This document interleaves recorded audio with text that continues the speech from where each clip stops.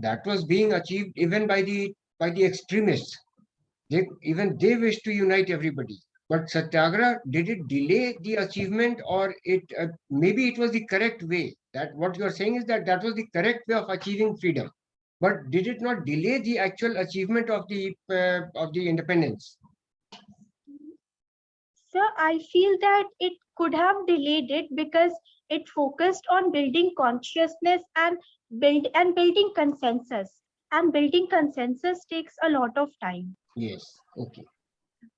Then Jaya, now tell me, in the entire course of history, just the Indian history part of it, what would you consider as very critical to the three stages of history? I mean, I would mention the ancient history, the medieval history, and the modern Indian history.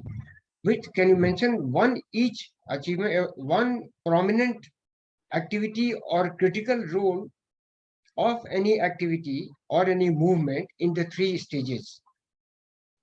So I feel that in the ancient India, the development and the use of iron was a Iron. very Okay, very good, very good. And the next one, medieval. in the medieval India, I feel that a very important thing was the growth of the empires in Delhi because it led to the centralization and unification of Yeah, India. very good. And In medieval the India and the modern India.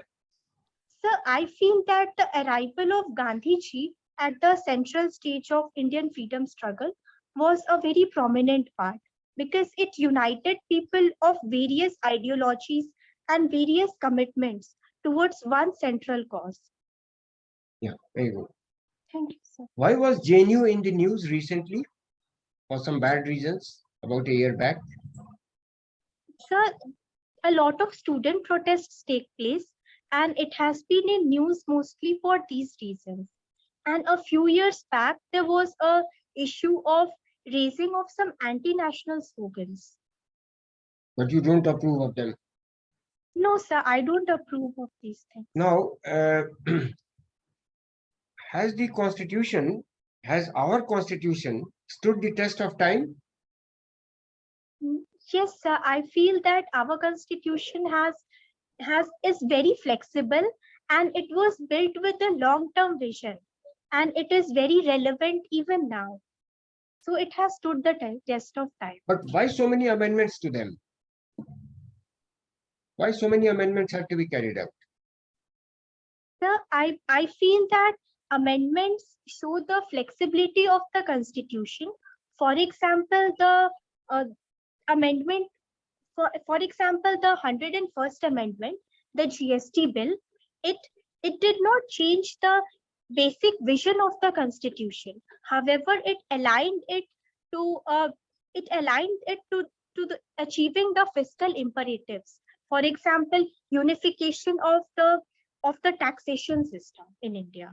So I feel, sir, that the constitution is very relevant and amendments to it make it even more relevant in the present day. Uh, would you also mention the three amendments that really changed the complexion? I mean, which were monumental in changing the course of the directions that the country was taking. Three amendments to the constitution. Which were they? Sir, the most important can be the 42nd Amendment Act, Okay. which is also called the mini constitution. And it incorporated a lot of changes to the preamble as well as the fundamental rights and fundamental duties were installed in 42nd Amendment.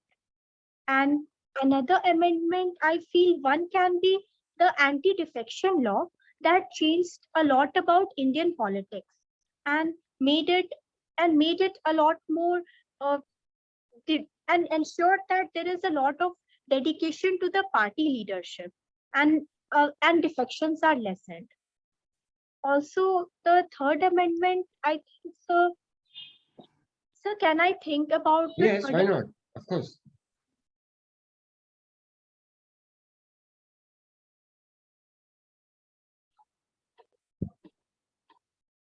So, mm, Anyway, two that you mentioned were very good. They were very effective. Now, mention three recent judicial pronouncements that you consider to be very important pronouncements by the judiciary. The most important is Keswan and Bharti case. Yeah. And yes, it is a very important pronouncement. And the second is, in my opinion, it is the Indra Sahni case that led to that led to a focus on affirmative action as a key path towards ending discrimination of the deprived sections in India. And the third amendment and the third judgment of judiciary, uh, in my opinion, sir, it can be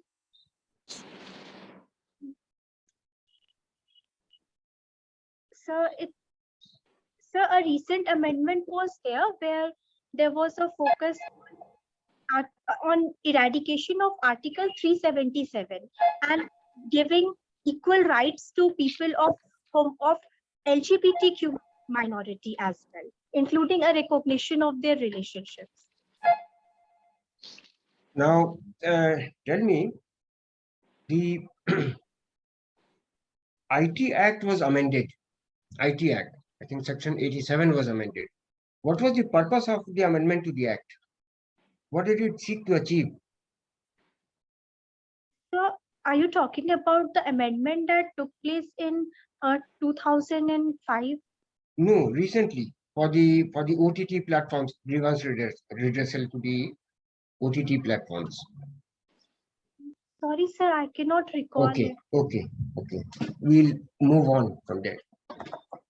But you took history in your BA and you changed over to pol science. Why don't you continue with history? Sir, I really like history so much, But but you abandoned it midway. sir, I would not say that I abandoned it, but I went through a lot of YouTube videos during the course of my graduation, and I found that political science is so much multidimensional, and also it is very much linked to history. For example, we have political theory, we have comparative politics, where the governments and the politics of various regions are compared. Also, we have international relations. So Okay, I let's talk about your political theory. Which theorist appeals to you the most? Which political theorist appeals to you the most? So, I like Aristotle's theories the most because I feel that he is very much he is progressive. Also, he focuses on the societal realities and takes the middle path always. Can you read his philosophy into the Indian situation and find that it is very relevant? Mm, Yes, I feel that it is very relevant because India is a very diverse country and yet we need a lot of progress. For example, the issue of women empowerment is very crucial. And Aristotle would say that women empowerment should take place. However, it should take place in stages with the grassroots level participation and approval so that there is no backlash against women empowerment. So I feel that his theories focus on building grassroots level approaches and focusing on a change in people's mentality before a progress can be taken. On your international relations, what do you make out of the Nepal developments in Nepal, recent developments? So recently, the Nepal's parliament has focused on a new map. So are you talking about that? Or The most recent one, where the Prime Minister has lost the vote of confidence. yes, sir. Recently, sir, Shri KP Oli has lost the vote of confidence, and I feel that it is a matter of domestic politics of Nepal, where there are multiple sections and multiple political groups. For example, the communists are a very prominent group. There are also Madheshis, and there are people in the northern part of Nepal who are more aligned to the who are referred to as the hill people. So I feel that it is very much a part of the domestic politics. And these things are very common in democratic politics.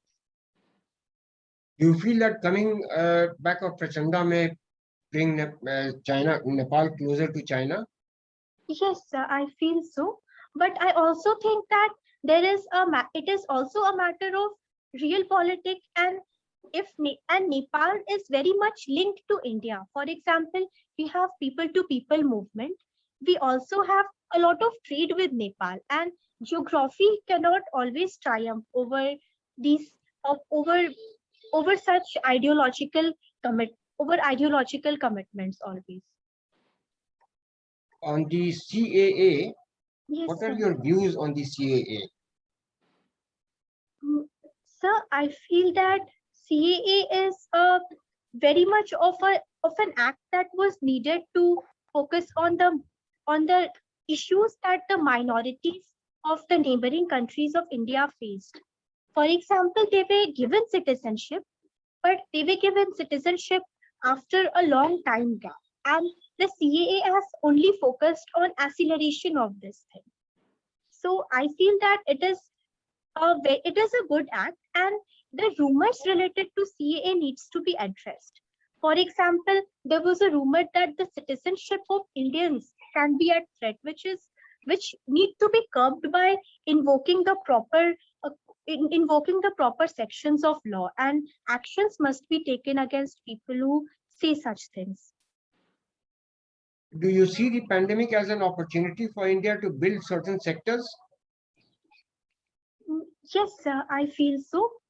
For example, sir, the generic drug industry of India, the vaccine industry of India, and also the technical textiles of India. For example, the medical textiles. These things are these things can grow at a tremendous rate. Those are, yes, those I would agree with you. But don't you think that training of the paramedics and the that also has left a gaping hole? We perhaps were found wanting in that.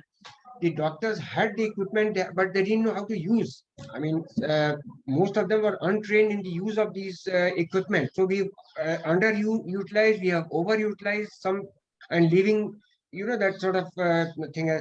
So how important do you feel is training of the doctors and the paramedics to meet future requirements and in the eventuality of such a thing arising again? So I feel that it is very much needed, and it should be done at the medical education level itself, because there's a lot of threat of not only pandemics but also biosecurity threats that can occur in the coming year. So you are doing yoga on a regular basis. That's a passion with you. Okay. The pranayams or the asanas? So I do both of them, but I focus more on asanas. Is there an asana for deep sleep? So I would say that Shavasana relaxes the entire body, and and it can lead to a deep sleep. Also, I feel there is a pranayam that is called Anulom Vilom, which brings a lot of relaxation and calmness to the body. Okay. One last question on history. In the ancient Indian history, there was one era that was called the golden era, the golden age. Okay. Yes. Do you think if you compare that era to any other era in medieval or modern India, in terms of development of the cultural architecture, then it would fade into oblivion? So I feel that the Gupta age was very much prominent. For example, the works of Aryabhat and Charaks and all these Navratnas, and also, sir, the growth of architecture, etc. But also there are other areas in medieval and modern history also. For example, the era of Akbar was very much prominent in the growth of a cosmopolitan spirit of India. Also, sir, there was a lot of developments made in agriculture and in trade, etc. in both the medieval and modern era also. So I feel, sir, that the age of Akbar can also be called a golden age, but it depends a lot on our interpretations because history is very interpretative. Very interpretive. That Yes, was a good conclusion. That was a very good conclusion, I was saying. Okay, yeah. Arvind Mohan Saab. Yes. So, Jaya, as a student of political science, what do you know about emergency? the emergency was brought in the time of Indira Gandhi, the Prime Minister of the former Prime Minister of India, and there are there are issues of a lot of violations of fundamental rights and deprivation of fundamental rights of Indians. And also there is the issue of the extension of emergency without a proper consent of the people's representatives and the growth of a mini executive through the inner circle of the former prime minister. So, What led to the imposition of emergency? so as far as I can recollect, the the imposition of emergency was based on the domestic circumstances of India and the vulnerable position of the prime minister in her position. Now, what do you know about financial inclusion? So financial inclusion means that all the people of India must be included to the former banking channels and former credit channels. For example, there is Jan Dhan Yojana by the Honorable Prime Minister of India, which has focused on inclusion of the rural people, including the women. And also the government is focused on self-help groups and microfinance institutions. I What believe are these self-help groups? self-help groups are collectives. They collectives of people. Mostly they are collectives of women, and they give credit to the people of villages, and they get some profit on that. So the self-help groups also earn some money, and the people can also focus on entrepreneurship and small loans for agriculture, for animal husbandry, etc. When do I say that a individual is fully financially included? What are the conditions? So, in my opinion, the most important condition is that the individual should be able to access the banking channel for credit and loans whenever needed, even if the individual is very vulnerable, like a small or marginal farmer. And they do not have to depend upon informal sector for their needs. So there is a definition for that. It was not your opinion actually, which was required. It says that we say full financial inclusion means access to banking system, availability of credit, and security by way of insurance. Okay. Okay. What do you know about this JAM Trinity? So the JAM Trinity is Jan Dhan Aadhaar and Mobile Yojana. Their government focuses on increasing the access to the former banking channels through opening Jan Dhan account for every individual who is not included, and the use of mobiles for transactions, for example, Aadhaar based transactions and direct benefit transfer to the people through their Aadhaar card. For example, giving Manrega salary directly to the people through the use of Aadhaar, where corruption is tackled. The most important thing is JAM Trinity is to eradicate the proliferation of middlemen and eradicate corruption. But included in this is Aadhaar. And there was a lot of criticism of Aadhaar on data privacy issues. Yes. What was that? Was it a valid criticism? Sir, there were some concerns regarding the collection of biometric and the collection of personal information. So I feel that some criticisms are very natural in any flourishing democracy. However, the criticisms leveled against Aadhaar did not look into the realities of India, where we need the direct benefit transfer to the people, and we need the financial empowerment of the rural citizens especially, and the vulnerable people. So I feel, sir, that the criticisms were not based on the realities that India faces right now. As a student of history, I would like to have your comments on the era of Sher Shah Suri. Sorry, sir, which era? Sher Shah Suri. Okay, He sir. ruled India for quite a long time. Yes, What was the contribution he made? sir, he was a very efficient ruler, and also he focused on infrastructure and justice also. For example, he built the Grand Trunk Road, which is in use even to the present date. And architecture was also promoted. For example, his tomb was built, which is a very iconic monument. Also, he was very efficient ruler, and he focused on the dispensation of swift justice. And in some aspects, he was very much far ahead and a visionary, and he was ahead of his predecessors also in this regard. Fine, thank you. Sir, Rai sir.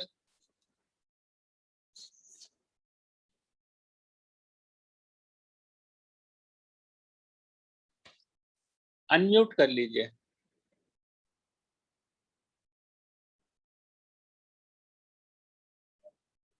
Yeah, I'm satisfied overall with your performance. Are you also satisfied with your performance? Sir, I feel that there are some areas where I need to look into. For example, current affairs. Okay. By and large, see, like the question on Satyagraha, it was actually meant to draw your response, to elicit your response, which you gave later. You first tried to defend. That is all right. The actual response to the question was meant to get your answer to the to say that Satyagraha was the proper, maybe a delayed response, but the proper way. That is what has been written about it. That the Satyagraha was the proper way of doing it, although a delayed way of doing it. So that is, but finally you gave that answer. Sometimes you reply to the questions haltingly. So ideally, you should just let the question sink in you, and then when you come out, it should be spontaneous instead of stopping and then again starting at this. So let the response be first articulated in your mind before you actually roll out before the board. Then I don't know, in this sort of interview, we really don't know, but you must keep all the board members engaged. So you keep looking at all of them. Your head should swing a bit, not really glaring at us, but at least, I mean, engaging all of us. Okay. Your dress code for that day would be what? A sari or a suit? Hey, I will be wearing a sari. I hope a light colored one. No? Yes. With a very soft borders. Okay. Yes. Yeah. Yes. Yeah. That's it. Okay, but Mohan Saab? Mohan Saab. Jaya, your responses were quite good. Only thing is that you have to reply a bit more confidently. Okay. You were replying very haltingly. I think, as Rai sir has said, that it has to be more fluent and confident. That will add the, I would say, the extra thing which is required. Okay. Otherwise, your answers are correct. Okay. So just take a pause of 3-4 seconds before you start answering. Structure your answer and then answer. Okay, sir. That will help you. Okay. Sir. Jaya, I must say I am very impressed with you and with your replies. You have done extremely well, and you come out as a very well-informed person who has a wide sweep of knowledge, and you have your own views over certain things, which is very good. Thank you, one sir. or two places you went a little wrong. For instance, when you referred to Mrs. Indira Gandhi, you just said Indira Gandhi. You did not say Srimati Indira Gandhi. You did not say Mrs. Indira Gandhi. You just said it happened during Indira Gandhi's time. Indira Gandhi.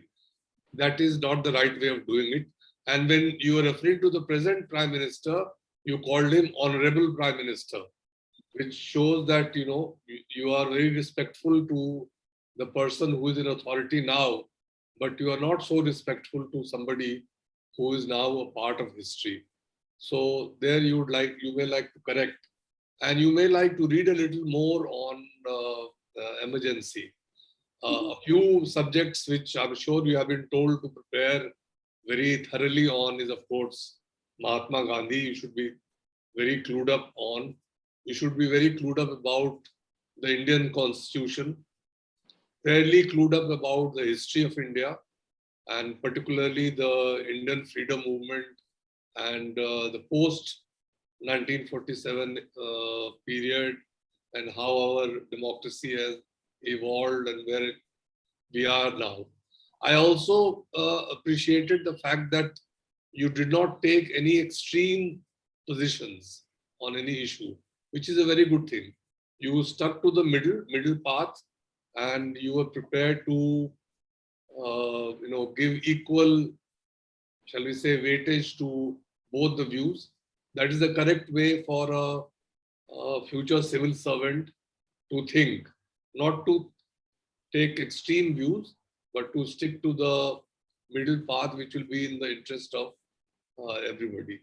We should read up a little more on Buddhism, Jainism, and because your state is deeply steeped in religion, whether it is Hinduism, Jainism, or Buddhism, so you should be clued up on that.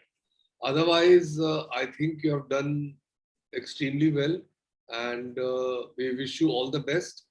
We would have very much liked you to be dressed in the same clothes, the same kind of clothes that you are planning to wear during the interview, because then we would have told you that this is right or this is not right. But otherwise, on the whole, let me speak on behalf of the entire board that you have acquitted yourself exceedingly well. So we wish you all the best. Read up on these few things and continue, because you still have time. I don't think your interview date has been announced. No, sir. It has not been. Therefore, you have enough time to prepare on certain key areas, and whenever a topic which is connected with your area of interest, for instance, political science, you could have done far better. You could have, for the rational choice theory is a very common theory of political science, very much talked about. You should have known about it.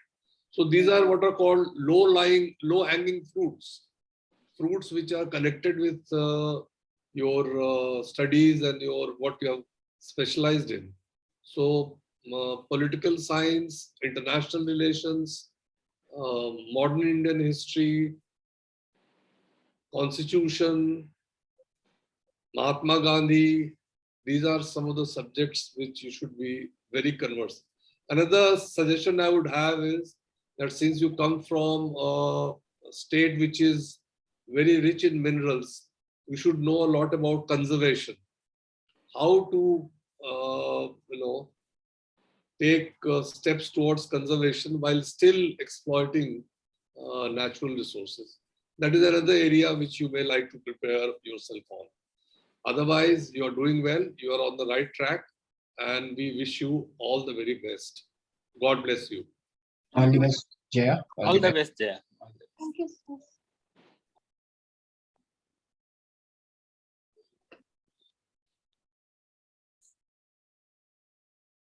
You may leave, Jaya, you may leave. Thank you, sir. All the best. God bless you. Thank you, sir.